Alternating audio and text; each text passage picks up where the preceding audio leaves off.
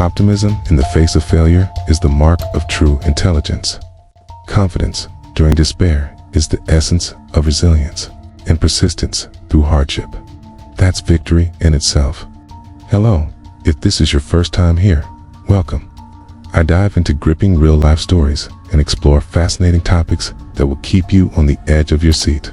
If you're into thought-provoking, heart-wrenching, and sometimes shocking tales, hit that subscribe button below the video and don't forget to ring the notification bell. Let's jump right in. It was a picture-perfect summer day in July 2000. The sun bathed the serene beach in England, where families flocked to enjoy the weekend. Among them was the Payne family, a lively, tight-knit group who had no idea that this day would forever scar their lives. This story's protagonist is, tragically, a child. Her name was Sarah Payne, and her case shook England to its core, leading to a groundbreaking law named in her honor. But what happened to Sarah that fateful day? Why did her story become one of the most significant in English history? Let's rewind to the beginning. The Paynes were a vibrant family of 6 living in Surrey County, England. Sarah and Michael Payne were proud parents too for energetic children. Lee, the responsible 13-year-old.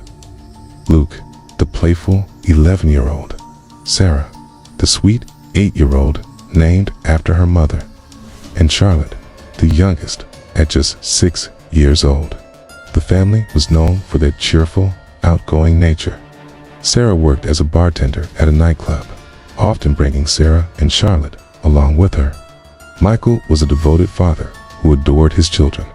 Together, they created a home filled with love, laughter, and endless energy. That summer, the Paynes decided to visit Sarah's parents in Sussex County, where their house sat right by the beach.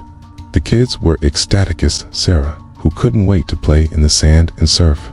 On the first Saturday of July, the family arrived at the grandparents' house. After a hearty lunch, the children dashed to the beach, laughing and building sandcastles. The adults stayed behind, enjoying the calm of the afternoon. But then, Sarah's father received a call from a friend who had just finished building a new home nearby.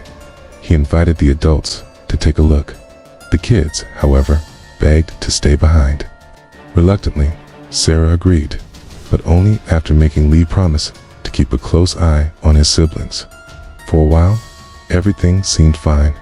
The kids played hide and seek, but the beach offered few hiding spots. So, they ventured into a nearby cornfield, where the tall stalks provided the perfect cover. But then, disaster struck. Sarah tripped and scraped her knees. Tears streamed down her face as she tried to get her brother's attention, but they were too engrossed in their game. Frustrated and in pain, Sarah decided to head back to the house alone. Lee, realizing his responsibility, followed shortly after.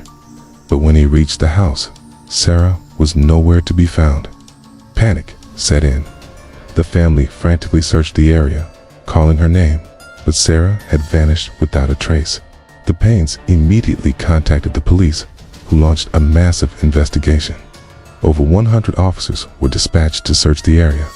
Helicopters scanned the fields, and divers combed the nearby waters.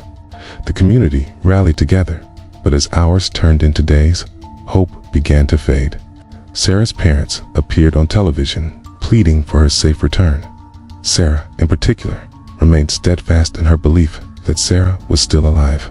She even packed her daughter's bags, convinced that she would come home. But on July 17th, a farmer discovered a small, decomposing body in a shallow grave. It was Sarah. The details of her death were horrifying: strangulation, signs of torture, and the unthinkable possibility of assault. The Payne's world shattered. The investigation led to a man named Roy Whiting, a known sex offender with a history of preying on children. Whiting had previously been convicted of kidnapping and sexually assaulting a 9-year-old girl, but had served only 2.5 years of a 4-year sentence. Evidence linked Whiting to Sarah's murder.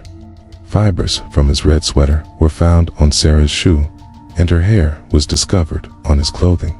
The police also found disturbing items in his van, including ropes, knives, children's lotion tools that hinted at his sinister intentions. Whiting was arrested and eventually sentenced to life in prison, but the damage had already been done.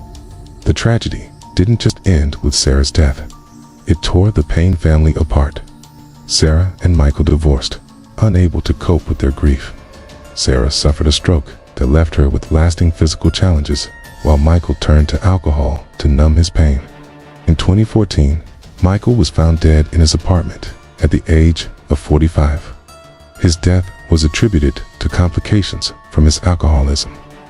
But those who knew him believed he had simply given up, consumed by the loss of his daughter.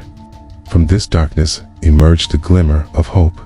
Sarah's law was passed, giving parents the right to know if sex offenders lived in their area. This groundbreaking legislation has since saved countless children from potential harm. Sarah's story also sparked nationwide awareness about child safety. Parents became more vigilant, and communities rallied to protect their youngest members. Sarah Payne's story is a stark reminder of the fragility of life and the importance of vigilance. It's a story of unimaginable loss, but also of resilience and the fight for justice.